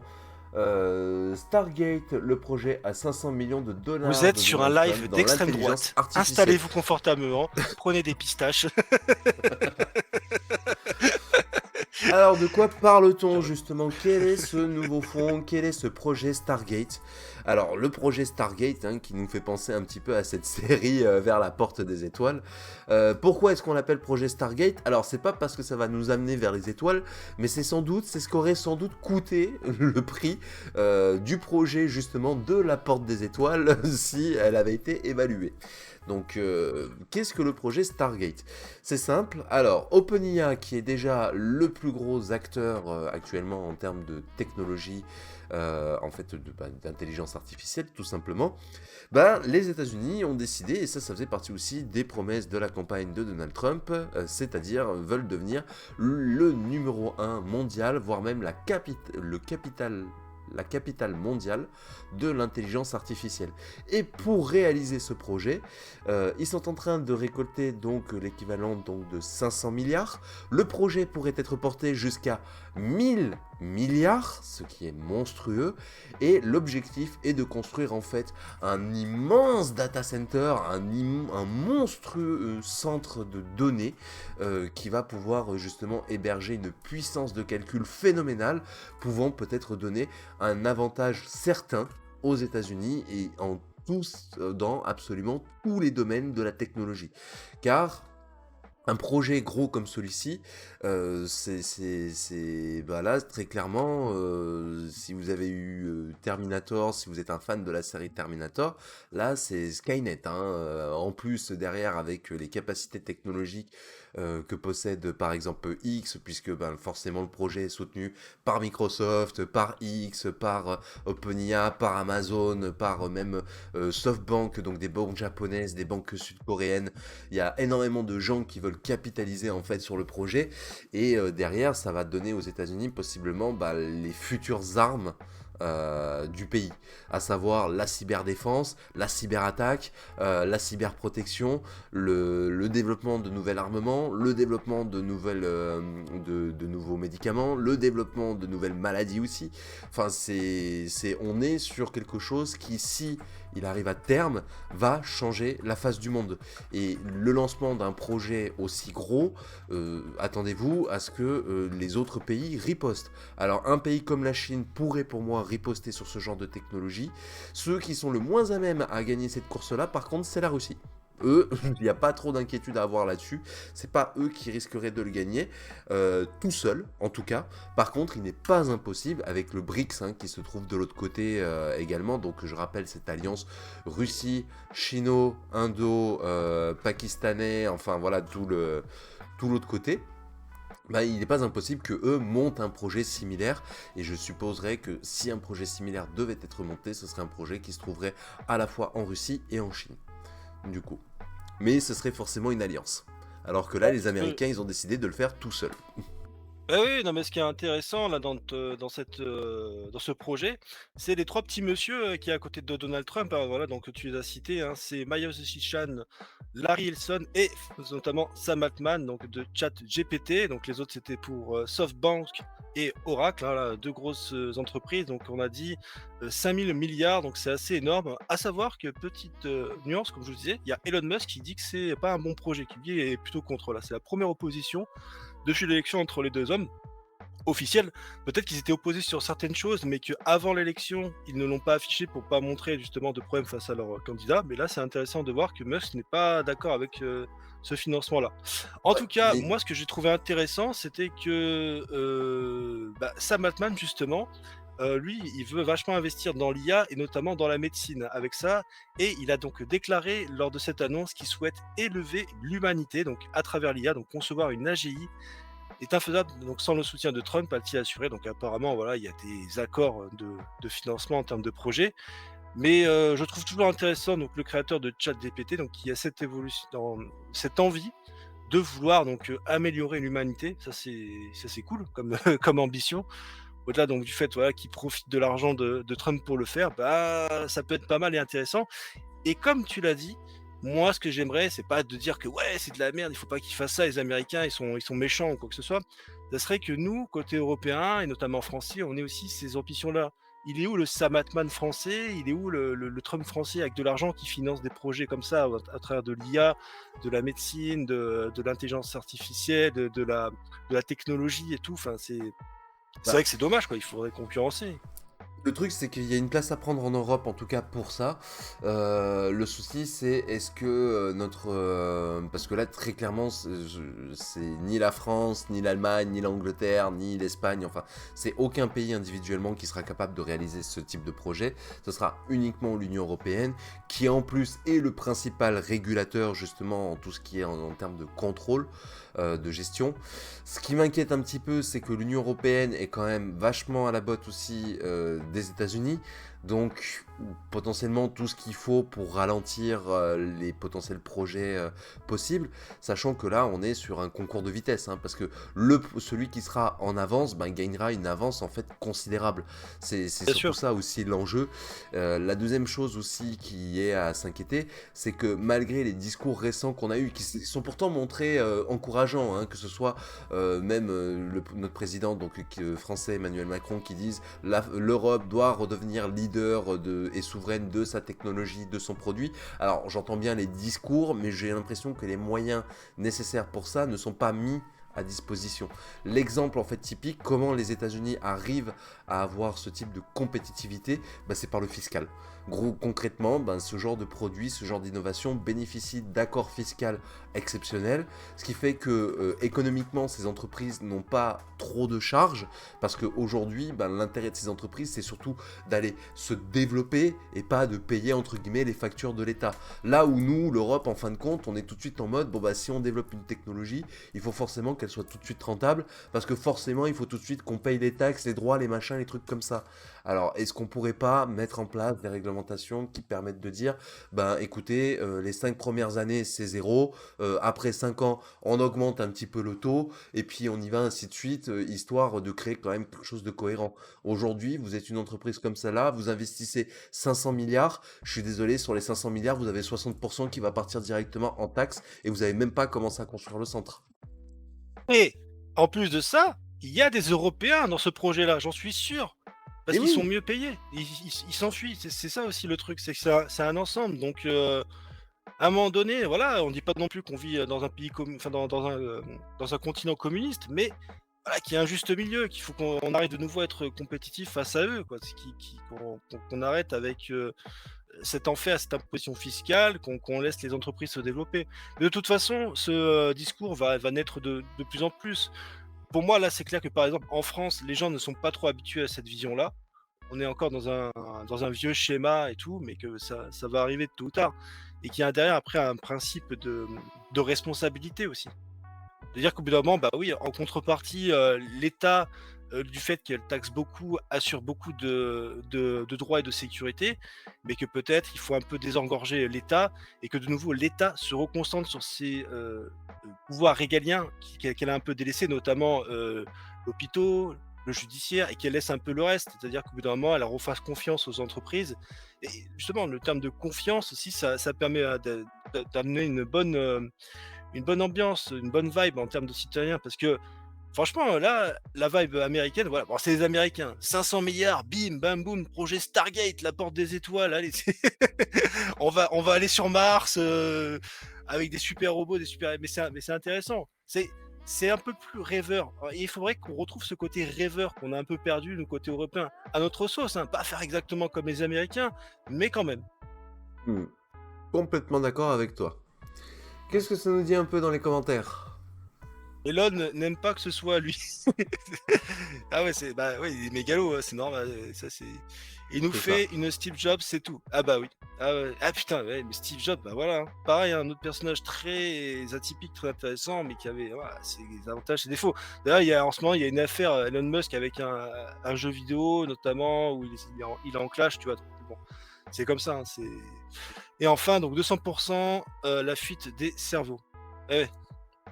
Et oui, non, c'est pour ça, faut retrouver cette amorce, mais peut-être qu'on va y arriver. Tout à fait. Autre sujet, autre élément, profitons de parler de l'Union Européenne. Alors, du coup, petit article en plus que je vous ai créé donc sur les réseaux.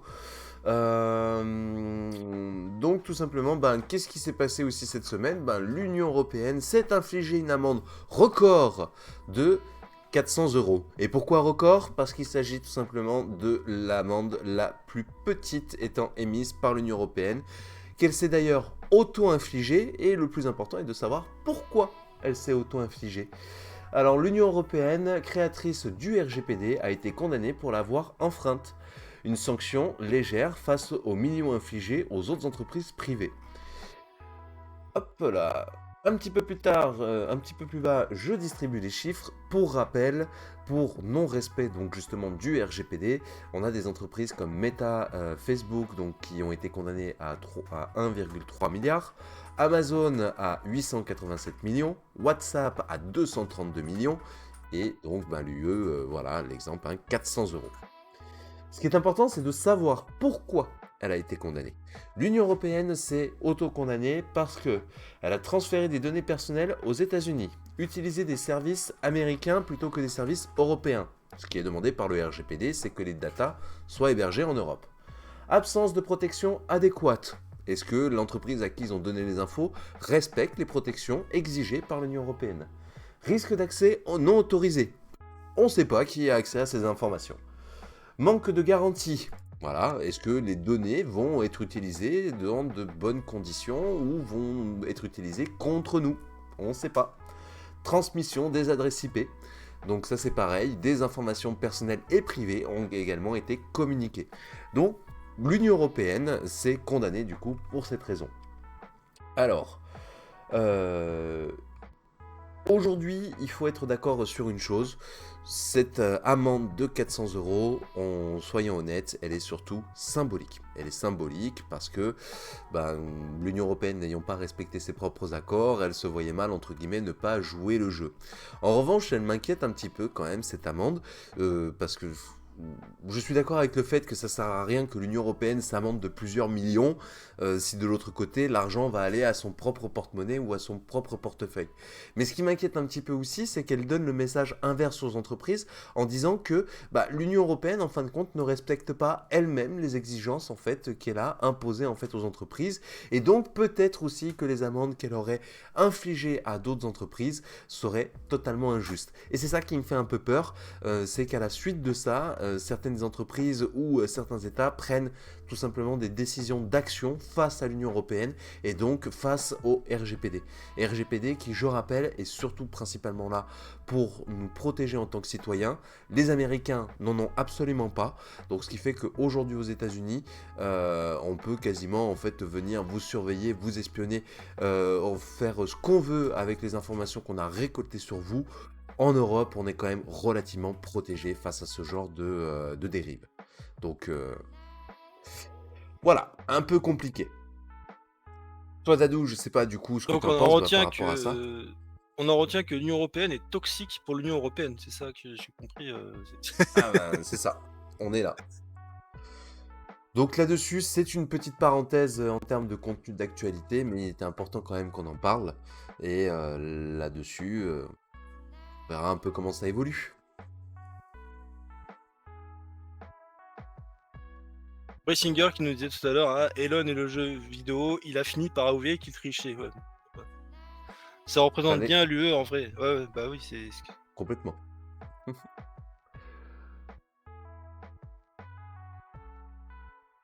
Faites ce que j'ai dit et pas ce que je fais. Bah, c'est un peu le message qui est envoyé du coup, donc pour moi c'est très maladroit. C'est important entre guillemets qu'ils se signalent que eux-mêmes n'aient pas respecté entièrement le RGPD, mais je trouve que le message, la manière dont les choses sont faites et tout, sont pas...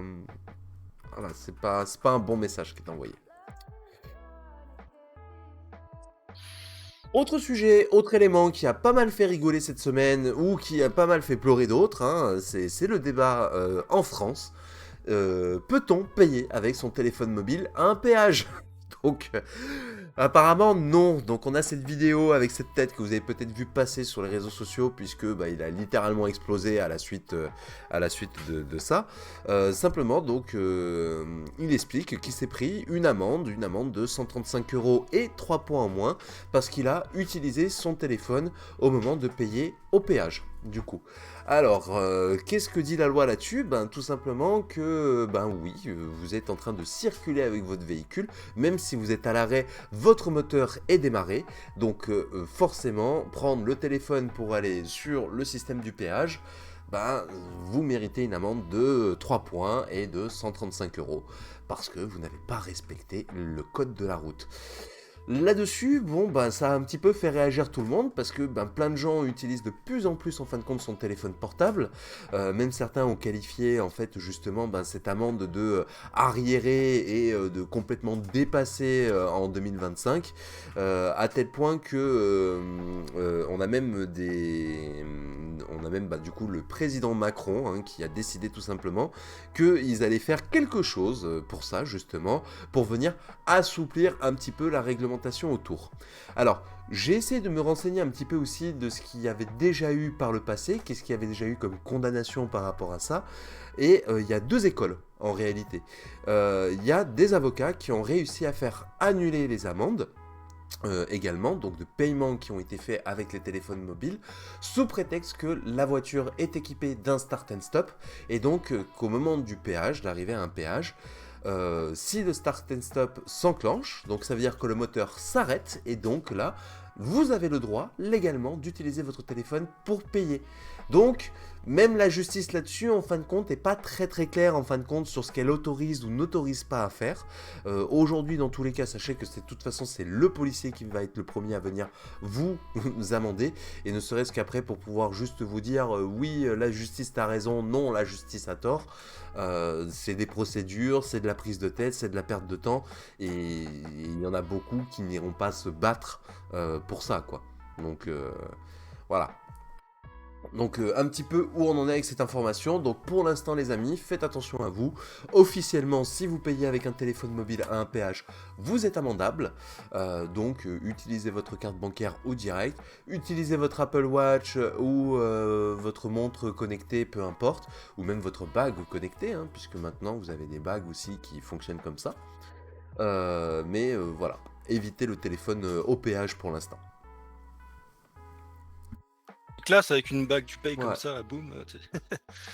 Ranek qui nous dit alors perso, j'ai quand même des doutes. Il y a pas longtemps, il y a eu un accident à mon péage parce que la femme préparait son téléphone et n'a pas vu la fille. Du coup, maintenant que t'es arrêté dehors, c'est un Mhm. scandale. Ah ouais. Bah oui, mais justement, le truc qui est là, c'est que est-ce que préparer ton téléphone avant le péage, entre guillemets, si elle a failli produire un accident, c'est que le téléphone était peut-être pas accessible ou qu'il était dans le sac à main.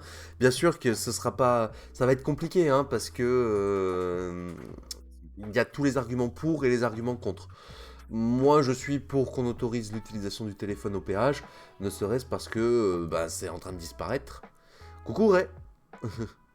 Parce que bah, la carte est en train de disparaître. Je vous donne un exemple. Sur les comptes que je possède, j'ai 2 comptes. Je n'ai pas de carte bancaire physique. J'en ai pas. Je passe uniquement par l'application mobile. Donc comment on fait dans ces cas-là? C'est... Et j'ai pas envie de commander de carte parce que si je commande la carte, ils vont me facturer des frais tous les mois. Donc moi je préfère ne pas avoir de carte et pouvoir le faire. Je pense notamment à N26, hein, pour ceux qui sont curieux. J'ai un compte N26. La compte N26 c'est 0 €, 0 frais, 0 machin.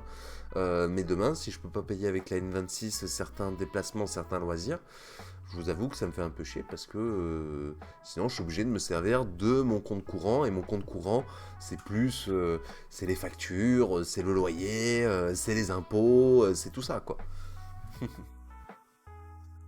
Voilà. Salut Ray, j'espère que tu vas bien. Bah écoute, tu tombes à pic hein, puisque tu tombes sur la fin de l'émission. Donc il reste un tout dernier sujet mais qui est plus une innovation, une découverte. Du coup, c'est toi Dadou hein, qui l'avait sélectionné du coup, je crois.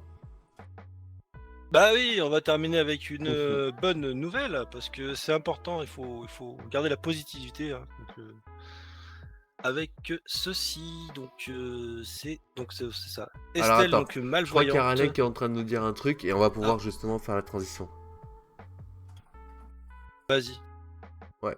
Bah justement, donc Ray est arrivé un petit peu en retard dans le truc, justement, c'est que il y a des jurisprudences effectivement qui ont indiqué que si la voiture est équipée d'un start and stop ou que le moteur était arrêté au moment du paiement au péage, on a le droit d'utiliser son téléphone mobile. Or, pour le jeune là qui s'est fait arrêter en question, c'est pas le cas, puisque lui il a été contrôlé directement en fait au péage par le policier. Et il faut savoir aussi que les amendes qui ont été annulées pour le paiement en péage, c'est simplement parce que c'est des gens qui ont été amendés par vidéosurveillance et pas par un agent directement. Et donc, en vidéosurveillance, il est difficile de prouver que la voiture n'était pas à l'arrêt au moment du paiement. Donc c'est... Pour l'instant, c'est pour ça que la justice, elle n'est pas encore très très au point là-dessus.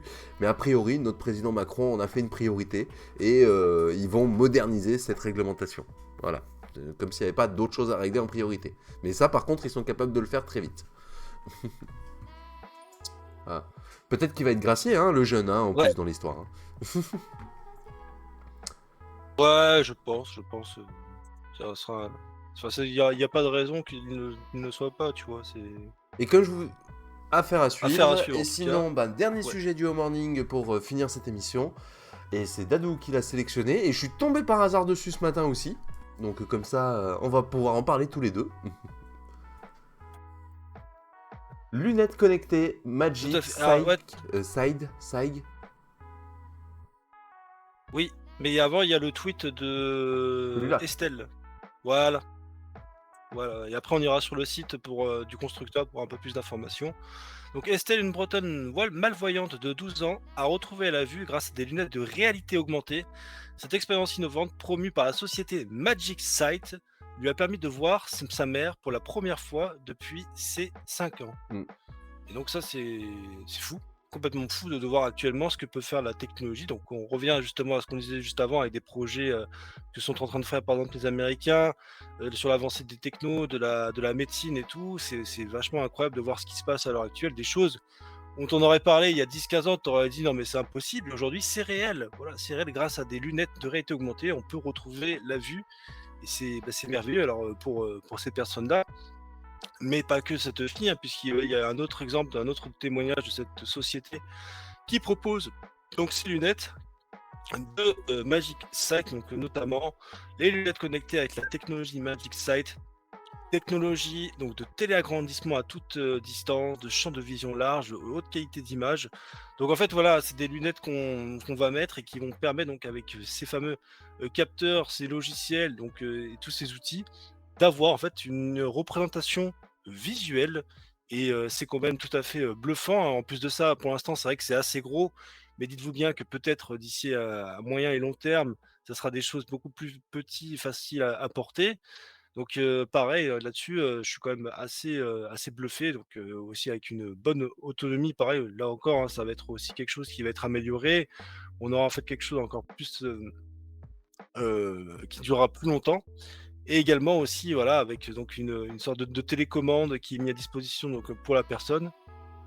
Donc non, non, bah, c'est clair que c'est quand même enfin, c'est quand même fou. C'est génial en tout cas pour cette personne-là d'avoir, la possibilité de revoir sa mère grâce à ces outils technologiques et puis voilà, bah, ça fait du bien un peu ce genre d'informations. Alors ces lunettes sont assez extraordinaires parce qu'elles elles viennent justement compenser plusieurs types d'handicap de malvoyants parce qu'il n'y a pas qu'une seule manière d'être malvoyant, il y en a plusieurs. Et là-dessus, en fait, le mélange de technologie autour de ces lunettes fait qu'on utilise plusieurs éléments. Il y a déjà, vous voyez, hein, ces verres qui ont l'air d'être un petit peu épais. C'est tout simplement parce que le verre qui est à l'intérieur peut dérouter également l'image perçue par un œil. Donc ça veut dire que même des malvoyants, donc qui voient partiellement ou qui ont des zones sombres, des taches sombres par exemple au milieu de l'œil, sur la coin d'un œil ou quoi, les verres qui sont équipés à l'intérieur sont faits pour venir tenter de corriger un petit peu la trajectoire de vision. Elle est accompagnée également de points de repère. Vous avez peut-être connu la Kinect avec la Xbox. Et ben c'est exactement la même technologie qui est utilisée aussi par le capteur infrarouge qui se trouve sur les caméras qui viennent apporter de l'information supplémentaire à l'affichage, notamment concernant la distance, concernant la modélisation, les images. Et donc forcément les technologies qui arrivent vont permettre justement d'être beaucoup plus précis là-dessus. En termes d'autonomie, on est aujourd'hui sur un appareil qui a une autonomie de 3h30 environ. Mais surtout, le plus intéressant, et c'est ça, c'est est-ce qu'il s'agit d'un prototype? Eh ben non, ce n'est plus un prototype puisque le produit est commercialisé. C'est un produit qui est dorénavant disponible sur le marché et qui est à la valeur de 8 890 €. Donc c'est quelque chose qui est exploitable à l'heure d'aujourd'hui, c'est quelque chose qui n'est pas encore pris en charge par contre par tout ce qui est sécurité sociale, assurance ou autre, même si eux tentent pour l'instant d'essayer d'obtenir les autorisations nécessaires et a priori c'est en bonne voie et donc ce type d'équipement pourrait être tout simplement payé au même titre que des prothèses d'oreilles, des prothèses dentaires, peut-être pas avec une prise en charge à 100%, mais en tout cas avec une prise en charge partielle du matériel, du coût du matériel. Donc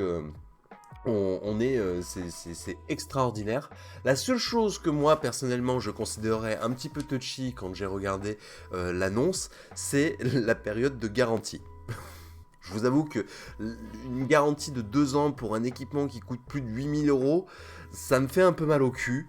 J'aurais quand même espéré de la part du fabricant à ce que cette garantie soit quand même un petit peu plus étendue, comme par exemple peut l'être certaines motos ou certaines voitures lorsqu'on arrive à certains montants, quoi. On n'est pas en train de parler d'un téléphone mobile qu'on change à 800 €.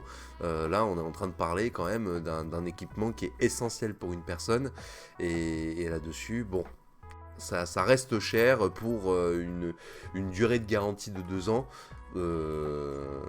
C'est un peu dommage, quoi.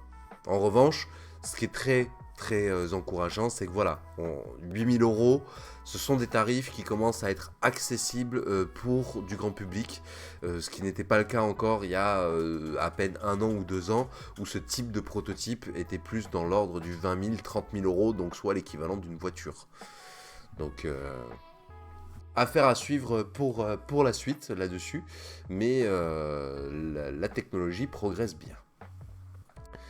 Qu'est-ce qu'on nous dit dans les commentaires ? Bressinger qui nous dit alors il y a 10-15 ans, c'est un peu un mauvais exemple. Il y a 10-15 ans, tu avais les premières opérations réussies pour rendre la vue. Et oui, c'est vrai, c'est vrai, mais c'est parce que c'est moi qui suis vieux en fait. C'est-à-dire que quand je dis 10-15 ans, je pense aux années 90, mais en fait, je suis beaucoup plus vieux que ça en fait déjà. Et le H qui nous dit et le côté mise à jour logiciel m'inquiète un peu aussi. Ça veut dire qu'on peut te couper tes lunettes n'importe quand. Ouais, c'est vrai que c'est un peu compliqué en termes de propriété de l'objet de la chose là. Mais il faudra voir après s'il faut, tu vois, cette fille, la Estelle, au bout d'un an, elle va dire putain de merde, les lunettes elles marchent plus, elles sont pourries, tu vois, donc ça aussi, hein, c'est. Ah, on- bah, elle a 2 ans de garantie, donc elle peut toujours, au bout des 2 ans, le faire. Mais c'est vrai qu'effectivement, je sais pas comment ça pourrait marcher, quel serait peut-être l'idéal en termes de produits ou de services.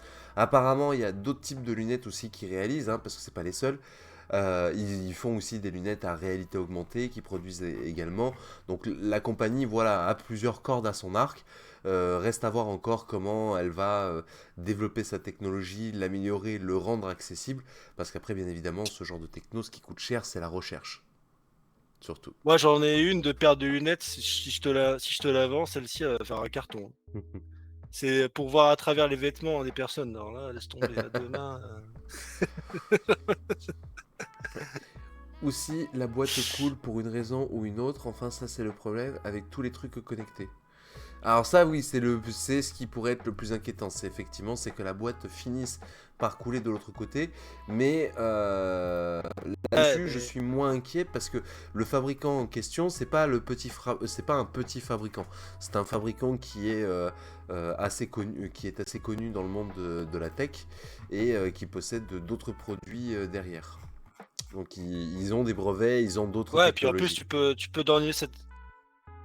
Ouais, non, mais en plus, tu peux donner cet argument-là pour les lunettes classiques aussi, hein, dans ces cas, parce que vu que c'est des sociétés privées qui font des lunettes classiques, après qui les revendent chez des opticiens, pardon, j'arrive plus à parler. Voilà, il y en a quand même qui ont fait leurs preuves, elles perdurent encore, donc si c'est le cas de ces lunettes-là, qu'elles sont bonnes et qu'elles perdureront, voilà, il n'y aura pas de souci là-dessus pour que Et ça dure, Brice qui quoi. nous dit, par contre, je souligne quand même que 8K euros, quand tu regardes le prix des opérations, soins, etc., classiques, ça représente rien du tout et je trouve ça génial.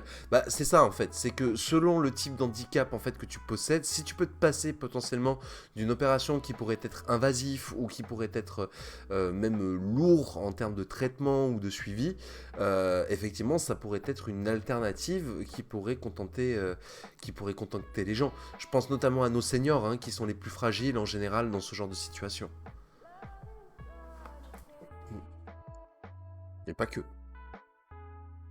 Donc voilà, donc bonne petite news concernant ce genre de technologie. C'est vrai que en ce moment, chez Ozing, on est un petit peu moins habitué aux bonnes nouvelles. On a eu plus tendance à avoir un peu le côté sombre des choses, mais bon, c'est la période qui veut un peu ça, avec les élections, ce qui se passe à travers le monde, les guerres, les tensions. C'est compliqué de trouver vraiment on va dire des vraies infos Il faut joyeuses, quoi. équilibrer. Ouais, Ah ouais. Bah oui.